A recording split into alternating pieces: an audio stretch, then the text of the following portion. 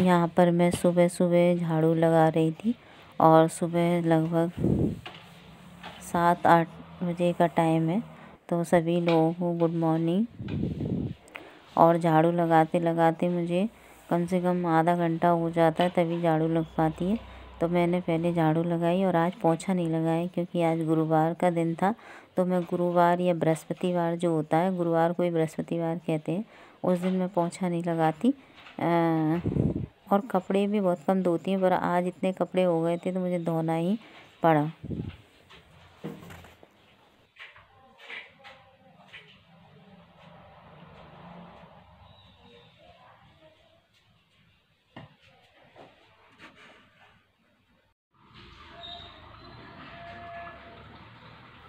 तो यहाँ पर देखिए मेरे कितने सारे कपड़े रखे हुए थे और मैंने उन्हें बाथरूम से आंगन में रख लिया था क्योंकि आंगन में रोशनी अच्छी रहती है।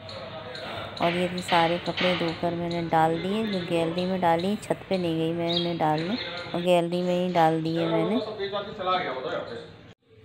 और देखिए मेरे रात के बर्तन रखे हुए जो मैंने साफ़ नहीं किए। और सुबह मैंने बथुआ और ये बंद गोभी की सब्ज़ी ली थी और टमाटर अदरक ये सब लिया था। देखिए तो ये मेरी बन रही है चाय और इधर थोड़ा सा दूध था तो वो गर्म कर रही हूँ क्योंकि मेरा फ्रिज जो है 2 दिन से ख़राब हो गया है, तो दूध को गर्म करना पड़ता है। और अभी बज रहे हैं 2 बजे का टाइम और मैं काम से बिल्कुल फ्री हो गई। कपड़े भी धुल गए मेरे और बर्तन साफ़ हो गए। सब्ज़ी ली थी, इसको छाँट बीन के मैंने धो लिए। तो ये मेरी चाय बन रही है। और ये मैंने बथुआ लिया था तो इसको छाँट करके धो के रख दिया। ये बर्तन माँज लिए मैंने। और ये गोभी जो ली थी वो मैंने धोई नहीं। ये सारा काम हो गया। अब मैं आराम से बैठ के चाय पीऊँगी। अभी बज रहे हैं शाम के 6 और शाम के 6 बज रहे हैं, लेकिन अंधेरा सा हो गया, ऐसा लगने लगती है रात हो गई है। और विंटर सीजन में क्या जल्दी अंधेरा हो जाता है। तो मैंने भगवान जी को दिया लगा दिया। अब मैं जा रही हूँ तुलसी माता को दिया लगाने। और क्या बोलते हैं, आज एकादशी है तो आप लोगों को एकादशी की बहुत बहुत शुभकामनाएँ। और बस दिया लगाती हूँ, उसके बाद खाना वाना बनाऊँगी, उसकी तैयारी करेंगे। ये देखिए मैंने दीपक जला लिया और ये तुलसी रखी हुई है मेरी बाहर गैलरी में, वहीं जा रही हूँ दिया लगाने के लिए। ये मैंने बथुआ कट करके रख लिया है और अब मैं इसके बनाऊँगी पराठे। तो चलिए स्टार्ट करते हैं। ये मैंने ले लिया पराठे के लिए पहले गेहूँ का आटा। अब हम इसमें मिलाएंगे मसाले। तो उसमें मसाले मिलाने के लिए हम सबसे पहले डालेंगे स्वाद अनुसार नमक और डालेंगे इसमें जीरा,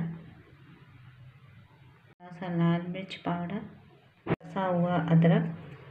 बाद में डालेंगे ये बथुआ जो कट करके रखा हुआ था। तो मैंने आटा कम लिया है और बथुआ ज़्यादा डाल रही हूँ। आप कम ज़्यादा कर सकते हैं अपने हिसाब से। और मैं इस तरह से ही बनाती हूँ। आप किस तरह से बनाते हैं पराठे बथुए के कमेंट करके ज़रूर बताना। इसको मिक्स कर लेती हूँ आटे में अच्छी तरह।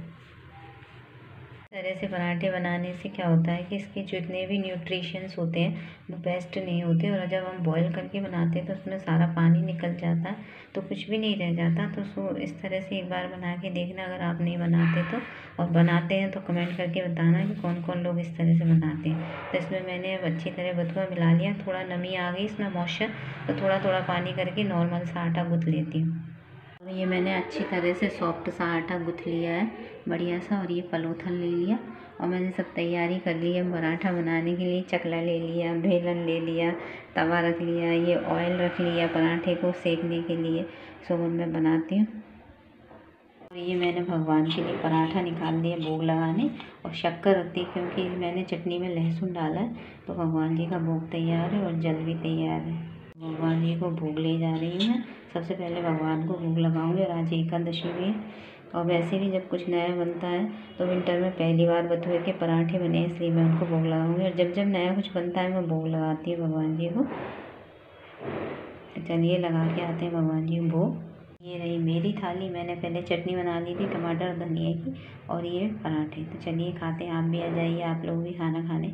तो मैंने खाना खा लिया और पराठे बहुत ही टेस्टी बने थे। और बड़े स्वादिष्ट भी लगे। फर्स्ट टाइम खाए, विंटर सीजन स्टार्ट हुआ था, पहली बार ही मैंने बथुआ लिया था, तो बहुत अच्छे बने थे पराठे।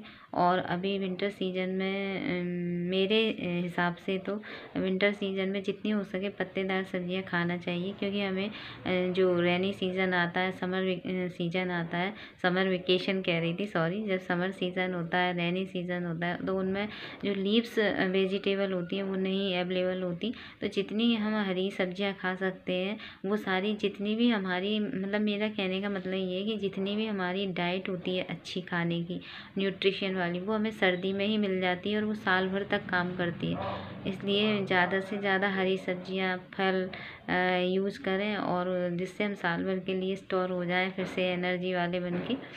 तो बाकी में बहुत अच्छा खाना बनता है। और सर्दियों में तो खाना क्या होता है, ये हम लोग जब एक रोटी खाते हैं तो दो खा लेते हैं, क्योंकि हाजमा भी अच्छा हो जाता है। जबकि गर्मियों में ऐसा होता है कि एक रोटी खाते हैं, 2 गिलास पानी पी लेते हैं और पेट भरा भरा रहता है। अगर ज़्यादा खा लेते हैं तो दिक्कतें भी आ जाती हैं, पर सर्दियों में ऐसा नहीं होता, सब कुछ डाइजेशन हो जाता है। तो बस अब बज रहे हैं रात के 10, और बस अब मैं थोड़ी देर अपना टाइम पास करूँगी। टाइम पास करने के लिए क्या करती हूँ, ये या तो मैं अपना क्या बोलते हैं, थोड़ी बहुत टीवी देखती हूँ, टीवी तो मैं बहुत ही कम देखती हूँ, और या फिर क्या करती हूँ, अपना नेट चलाती हूँ, मतलब मोबाइल चलाती हूँ, और जो चीज़ मुझे पसंद है वो मैं देखती हूँ। तो बस अब थोड़ी देर ये चलाऊँगी, उसके बाद फिर मैं मम्मी से बात करती हूँ और कल्पना से करती हूँ आधा घंटे करीब बाद, उसके बाद मैं फिर सो जाती हूँ। आज देव उठानी एकादशी है। जैसे कि सभी जानते हैं कि 4 महीने पहले देव सौनी एकादशी पड़ती है, उस दिन देवता लोग सो जाते हैं, और आज देव उठानी एकादशी के दिन सभी देवता लोग जाग जाते हैं, और फिर से जो मांगलिक कार्य होते हैं, शुभ कार्य होते हैं, फिर होना शुरू हो जाते हैं। तो आज के ही दिन कई लोगों की शादियाँ भी हुई, तो जिनकी आज के दिन शादियाँ हैं उनको बहुत बहुत शुभकामनाएँ, और अपना नया जीवन शुरू करें ईश्वर के आशीर्वाद के साथ। और रही बात हमारे यहाँ देवउठान एकादशी की, तो मैं और ये दोनों ही रहते हैं, तो हम लोग देवउठान एकादशी नहीं मनाते। और मेरी मम्मी है, मेरे पापा हैं, वो लोग देवउठान एकादशी मनाते हैं। लेकिन क्या है कि अभी अगर आज वो मना रहे होते तो मैं वहीं होती उनके पास। लेकिन इस बार क्या हुआ है कि पिछली, जब से कोरोना आया ना, तब से ऐसा रूटीन बिगड़ गया है कि मतलब इतना खौफ भर गया था ना उस टाइम पे सबके मन में, कि चाहे वो श्राद्ध हो, चाहे एक देवउठान एकादशी हो, तो वो उस टाइम पर क्या हुआ, छूट गई। मतलब शुरू से उठाते थे, लेकिन उस टाइम पे क्या है कि इतना माहौल बिगड़ गया था ना कि बाहर निकलने में भी डर लगता था, कोई चीज़ लाने और खा नहीं सकते थे, कच्ची उसको रख के खाना पड़ता था। तो उस टाइम पे मम्मी वगैरह और पापा ने फिर क्या है 2020 और 21 में उन्होंने फिर 2 साल नहीं उठाए। तो फिर अब मम्मी बोलती हैं पापा से कि मतलब उठा लें, तो पापा बोलते हैं अब छूट ही गए तो रहने दो, अपन दोनों ही तो रहते हैं, और बच्चों की शादियां भी हो गई हैं, अब भगवान को वैसे ही कृपा करनी होगी तो वैसे ही कर देंगे।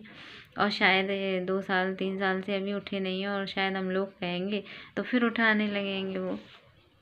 तो मैंने तो अपने मायके में ही मेरी मम्मी के यहीं देव उठाते देखा है, और मैंने और कहीं किसी के यहाँ देखे नहीं है। और मेरे घर में जो मैं और ये रहते हैं, तो ये भी कभी मैं मतलब देवउठान वगैरह की बात नहीं करते, तो इनको भी इतनी नॉलेज नहीं है देवउठान उठान के बारे में।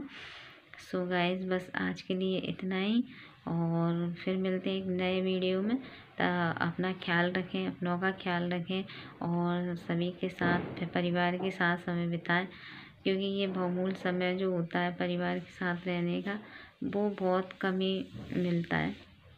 फिर मिलते हैं अगले ब्लॉग में, तब तक के लिए टेक केयर, बाय बाय।